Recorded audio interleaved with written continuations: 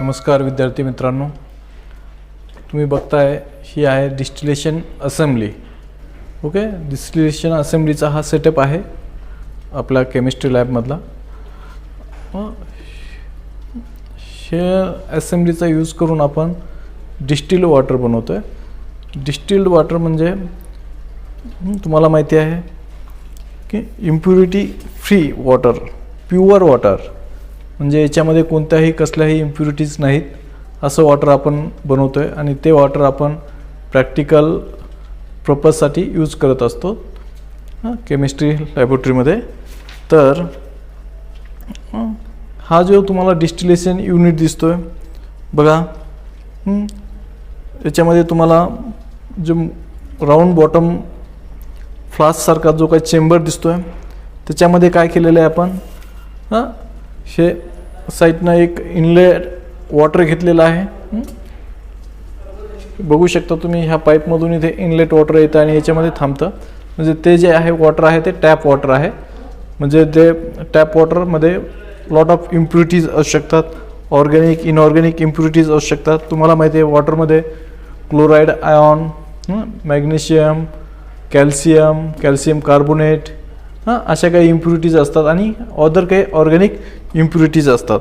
मग ही जी प्रोसिजर आहे याच्यामध्ये बघा, राऊंड बॉटम फ्लास्कमध्ये राऊंड बॉटममध्ये याच्यामध्ये गेल्यानंतर, स्ट्रीममध्ये गेल्यानंतर आपल्या स्ट्रीमची कॅपॅसिटी नियर अबाउट 5000 ml आहे. याच्यामध्ये 5000 ml वॉटर असं बसू शकतं, अशी त्याची कॅपॅसिटी आहे. जे काही टॅप वॉटर येतं ते याच्यामध्ये येत असतं आणि आलेलं टॅप वॉटर काय होतं, बॉईल होतं. कशा पद्धतीने बॉईल होतं ते बघा, खालच्या साईडने त्याला हीटर आहे, इलेक्ट्रिकल हीटर. ते इलेक्ट्रिकलच्या हीटरच्या साहाय्याने ते काय होतं, बॉईल होतं. बॉईल झाल्यानंतर कंटॅमिनेटेड वॉटर जे काय आहे आपलं ते काय होतं, बॉईल होतं आणि त्याची काय होते, स्टीम तयार होते. ओके, स्टीम तयार झाल्यानंतर जे काही इनऑर्गॅनिक कंपाऊंड्स आहेत किंवा ऑर्गॅनिक कंपाऊंड्स आहेत, दे आर काय आहेत, ऑर्गॅनिक और इनऑर्गॅनिक कंपाऊंड्स आर नॉन व्हॉलेटाईल.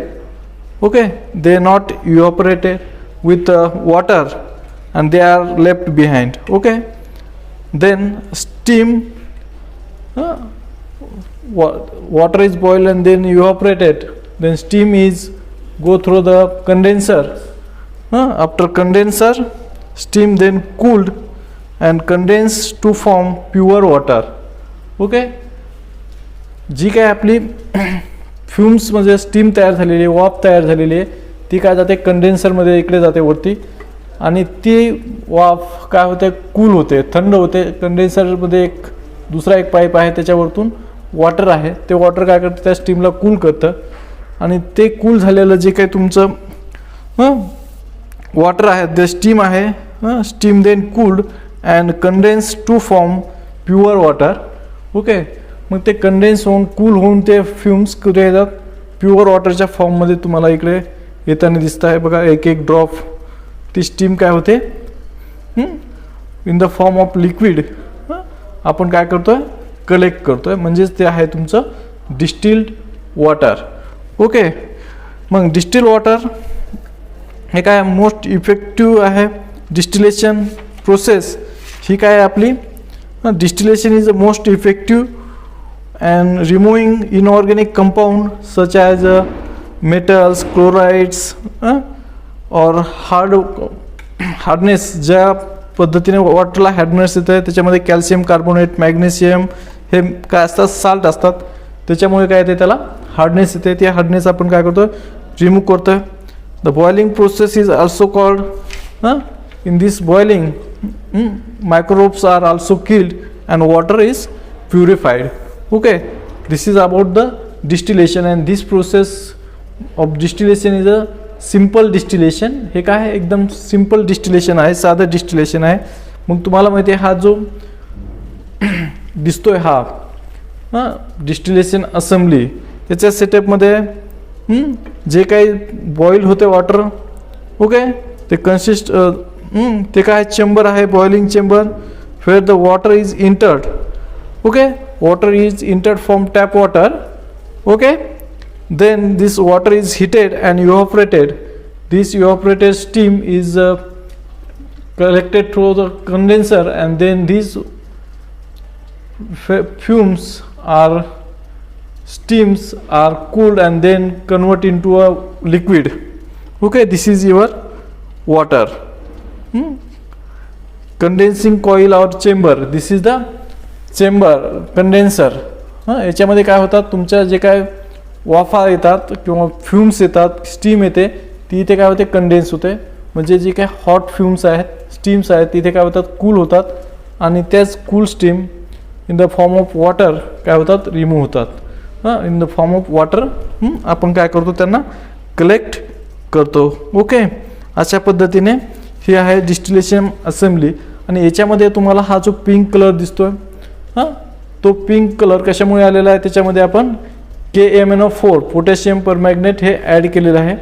कशामुळे ॲड केलेलं आहे, जे काही क्लोराईडचा लेअर हा इथे बघा थोडंसं दिसतोय असं तुम्हाला, तो त्याच्यामध्ये काय होतोय, जमा होतोय, म्हणून आपण ते अवॉइड करण्यासाठी KMnO4 त्याच्यामध्ये आपण ॲड केलेले आहे. अशा पद्धतीने आपण डिस्टिल वॉटर तयार करू शकतो. हा आपला डिस्टिल वॉटर असेंब्ली आहे. And by the using this assembly you can prepare distilled water in your laboratory, and this water are used for practical purposes.